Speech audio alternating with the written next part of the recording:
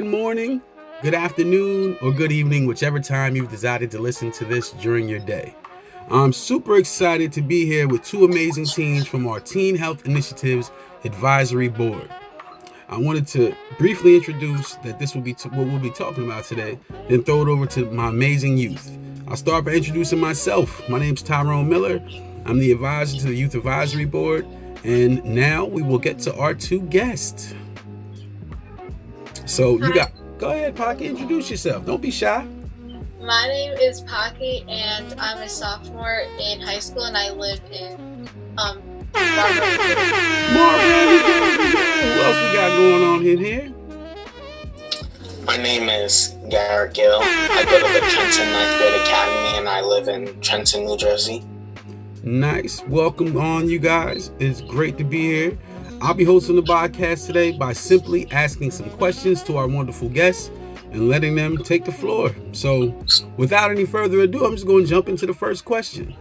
All right, so you guys, could you tell me a little bit about what effect you think COVID has had on people's mental health? Maybe we can start off with a specific effect of social isolation, quarantine, and how that's affected people. You guys can just jump in any way you want. So I think that the pandemic has had like a drastic effect on people's mental health, especially kids and youth, because usually they're in school, but now they don't have that social interaction with the whole lockdown in place. So I think that's definitely had the whole pandemic as a whole has really had a tremendous effect on children. Absolutely. What are you thinking, Garrett? You got an idea on that topic? Yeah, I think the pandemic is kind of causing a mental health crisis in a way, and if it goes on too much longer, it might become real difficult to get through stuff, because after this pandemic, using things like Zoom will be the new norm, something that can't really be changed. Right, man. And great answers, and I want the listening public, whoever's listening to this, to understand this is coming from the mouth of the youth. This isn't, if you don't have any kids or you're not around kids, this is what the teens are talking about. This is how they're feeling. So that is great responses, guys. I'm gonna just jump into the next question. Thank you so much. I would like to move on to the topic of some statistics for depression and suicide rates, especially during this pandemic. Do you both have anything you'd like to share? I'm sure there have been many that have drastically changed since. Yeah, so some studies have shown that COVID-19 has tripled the rate of depression in adults in the United States in all demographic groups, especially those that are worried about like their financial concerns. And some research shows that suicide rates have increased by 14.5% since 2019, which is really a lot. And I think that some of the factors for this is like isolation and fear of getting the virus, and the economy and increased domestic abuse and so much more. Great answer. Good statistics too, man. Good stuff. You were ready for this, Pocky. Good work, kid. Garrett, you got anything you want to add to that? She covered it pretty well, honestly. If you want to add more, by all means. To add to that. So you're good. You're like, nah, I'm good. She covered it pretty well. I got you. All right, so I'll leave this next question to you then, Garrett. So how has virtual learning been, and how difficult has it been for you personally? It hasn't been difficult for me. It's been more so annoying, because I feel like it's easier to procrastinate and not get things done, while when you're in school, you kind of have to get it done. It's not really a choice anymore. Right. And I feel like it's harder for some people to get it done because, they might have bad internet connection or a bad home life. Right. It's been easier for me. Right. That's a good take. What do you think of that, Pocky? How's virtual schooling been for you, or how's it been for people, you know, your classmates, your peers? Yeah, so I have a sort of a different view on virtual school. So I think it has been pretty challenging for me and like my classmates, because looking at a screen all day can get pretty tiring. And some research even shows that student performance falls behind when they're in the whole virtual world. So not only is the internet an issue for some kids, but just like looking at a screen all day and not being able to like walk around and have that like in person talk to other people can be super challenging. Absolutely. Great answers, guys. Great answers. Great insight to what youth are feeling right now. And of course, you guys speak for yourselves, but I'm sure there's millions of youth around the world that feel the same way. So thank you guys for sharing. Thank you for being here. Now, what about like friendships and relationships during a pandemic? I'm sure it's a lot more difficult. Like, I'm not even talking about romantic relationships. Maybe you guys are dating. I'm not asking you. You don't want to talk about it. You don't have to talk about it. No pressure. But what about friendships and any relationships you have? Like, how is that going? Is it harder to maintain new friendships? Is it harder to make new friendships? Like, what's the situation with that for you guys? Yeah, so I think friendships has been very hard for a lot of people, especially because most people make friends, or a lot of people make friends through school, and now they have to make friends like through the Zoom, which is a little bit harder, and they can't even see their friends because of social distancing and stuff. So for me at least, not being able to see my friends has probably been one of the most challenging changes that has come about since COVID-19 started. Absolutely. Like, I work from home, and I kind of get that same feeling where I'm like, I miss being in the office. I miss being around people, and I've been working from home for the last year, so I can relate to that really strongly. What do you think about that, Garrett? I feel like the pandemic really has changed friendships and made it harder to make friends. For me, it's just the same because I have a couple friends, but we never really talked outside of school. Right. So, you know, I don't really need to talk to them, but when it comes to it, I do talk to them sometimes. But for really antisocial people, I feel like it gets really hard for them. Absolutely. Like, when you think about it, like we're so used to being around people and socializing in a certain way. Now it's kind of forced us to not be able to do that. And it's an adjustment for all of us, right? Yeah. So I can't even imagine how hard it must be at this age to have struggled with isolation. Maybe we could talk a bit about anxiety as a whole with COVID and going back into social settings as the phases slowly start to move forward and the world is slowly picking back up. Because now I know where we are in New Jersey, I think things are pretty much opening fully back up now. So I would like for you guys to speak about yourselves, and then possibly some peers you have or people that have told you any information that they have about themselves about social anxiety now going back into the world, kind of like, you know? Garrett, I'll let you start with this one. Oh, Garrett, you there, Garrett? Yeah. Garrett was thinking like, man, I don't know what I'm gonna say. It was take your time, man. When you ready, we are here for you. This is the Youth Advisory Board podcast. We're talking about COVID-19 and the effects it may have on people, youth specifically. So, Garrett, you about ready?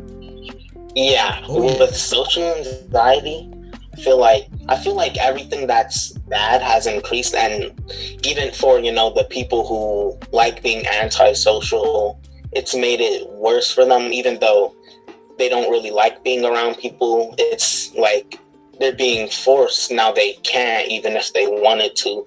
So I feel like getting back out in the world isn't really something everyone wants to do, but everyone kind of needs to do. Right. Very good point. Good point. You have anything? So I think that some people have definitely lost their social skills, and it's funny because one of my friends was telling me that like they're nervous to go out and talk to someone, like talk to a specific person, because we haven't done that in so long. So it's kind of like scary in a way too, as we're transitioning back into the real world. But we have to go through that. It's inevitable. So yeah. Absolutely. It's something we look forward to. It's a nice, quarantine, it is what it is, but now we're going back into different things, different settings. But what about social media? So I'm assuming social media activity has picked up for most people in general, especially teenagers. So I'm sure with all the time, the increase, like more people are going on. And how do you think it's affected self-confidence and self-esteem, as well as personal perception, due to all the things we see on social media due to overexposure? Oh, that question had y'all froze for a second. Like, that's a good question. Thank you very much. You didn't even have to say it, but I know it was a good question. Had y'all both froze. All right, so I'll take it away. So I think that as much as we kids love social media, it's definitely like not the best for our mental health, because you go on there and you see other people, and people only post their best on when people only post when like they're at their best state. So right. You're constantly like comparing yourselves to others, and you think like you're missing out on stuff. So it can be pretty unhealthy for your mind. But and I feel like some kids and people as a whole forget that like social media is not, it's just like the 10 seconds of somebody's day, their best 10 seconds. So it can be pretty like harmful to people's mental and physical health. Absolutely. I agree with that 100%. I mean, I really appreciate that. That was an insightful response, and I truly appreciate it. I like to shift the focus of this podcast to the way that COVID-19 has affected society as a whole, and maybe we can begin with the effect it had on businesses and the economic toll it took, like loss of wages. Like a lot of people are out of jobs, like, so how that would affect a family and how that would affect a teenager. Like, you guys have things going on, things you want to do, or maybe even getting a job, because a lot of you guys are just starting to work, getting your working papers and stuff like that. How did the shift in society and the way COVID-19 affected society as a whole, how did it affect teenagers as a whole?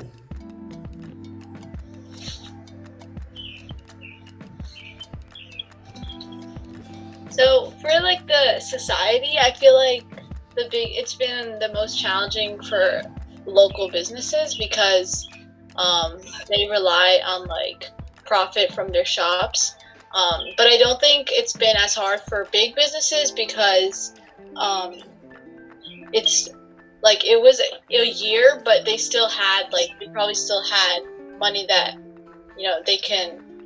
they had a lot more money than like small shops. Right. But that being said, like people who work for big businesses, they probably like lost their jobs and stuff, which can be hard on finance. But I think overall for people like waitresses and waiters and people who work in stores, it's definitely been the most challenging. I agree with that. Like, they're dealing with so many more people, like your jobs changed like overnight. So people that were doing one thing, they have to go do something else just to keep their job. And that's tough. And then, I think it affects children, like teenagers as well, children and teenagers, because, once the parent is a little more stressed, maybe the kid's a little more stressed, right? Yeah. So, it's a, I don't want to say trickle down effect, but it's kind of is a trickle down effect. Like, the parents, and then if they're stressed out and their finances are not good, then the children also are affected by that.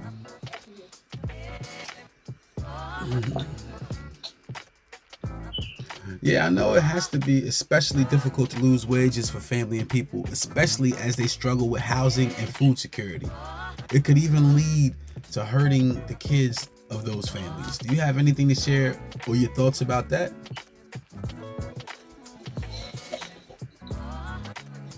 Yeah, so even though like kids might not be like losing jobs or have jobs, As you said, a parent losing a job can be like stressful for the kid too. So even though it might not seem like kids are being affected financially, like their family's stress kind of gets on, like if their family is stressed, then they're bound to be stressed too. Right. So it does indirectly affect them too. Absolutely. What do you think, Garrett? I think it definitely affects the children. You know, some kids are able to understand what their parents are going through, others aren't, but either way they're both affected in their mind in the future. They just might not be able to tell. They might think that's the norm, which it isn't and shouldn't be, but it's something that it's becoming. So I think the stress is really just becoming normal to them at a younger age, which isn't really good. Good answers, y'all. I think we're about wrapping up right now. So first off, I want to thank you guys for sharing all the insight you guys have given, your experiences. But before we wrap up this amazing discussion, I would love to talk quickly about the vaccine. As the rollouts begin, the vaccines begin to roll out, we work towards herd immunity and what sounds like the light at the end of the tunnel. Maybe we could talk about some things like why some people are opposed to it. Anyone have a take on that? Why are some people possibly opposed to it? Have you guys heard anything from your friends or family? Like anything really? I think Oh, go ahead. Okay, I think some people are opposed to it because they don't exactly trust it. Anytime you hear something has like anything that has any chemicals that deal with the periodic table, people just stop trusting it. When everything in the world has those chemicals, it's just dangerous in certain amounts. And the vaccine is essentially it's the dead disease, basically, which your immune system is killing off what's already dead, so you're becoming more immune to it. And I don't feel like the people exactly understand that. Right. Good point. Very good point. You had something with that, Pocket? Yeah, so I'm actually doing like a research paper right now on like the COVID-19 vaccines and people's views on it. And I found that like 15% of the participants are concerned with the price, and that just shows like the lack of transparency because it's actually free with or without insurance. So I feel like a lot of people are opposed to it, maybe just because they don't have all the information or they have inaccurate information. But I think if we address people's concerns, then it can maybe like increase the vaccine administration. Absolutely. Great answers, guys. I mean, honestly, you guys have been great today. We have about 30 seconds left before we wrap this up. Is there anything you guys want to say to the people? You each have about 10 seconds. I know that might be hard for you, but like, say your parting shots. Nothing? Okay. So I know it like seems like it's a really tough time, and it is for everyone in their own ways, but there is always a light at the end of the tunnel, as they say. So like we just gotta hang in there and it'll be over eventually. That's right. Wait, that's right. Like we gotta get through it, and I think we've done a great job of getting through it. And it's been an experience that we'll all share together for the rest of our lives. Like we'll all, like you guys are literally having like not the same exact experience, but you're experiencing this with 70-year-olds, 60-year-olds, 50-year-olds. I'm 40. Like we're all going through it. And 20 years from now, we'll all be able to talk about it and say our experiences. So I think that's pretty cool. Gary, you have any parting shots? Yeah, the past makes the future. There was 1918, there was a whole pandemic. Things happen. It's repeating itself. We just gotta do what we did last time better. That's it, man. We work together. We learn from it. We become better from it. And that's all about us all coming together and learning from each other. And that's why I'm so happy that you guys have come on Youth Advisory Board podcast series. So I'm super happy that you guys have did this, because I think adults and other teens and all different types of groups of people, they will get something from this podcast. So you guys did a great job. I'm happy to be a part of it. This has been the Youth Advisory Board podcast series.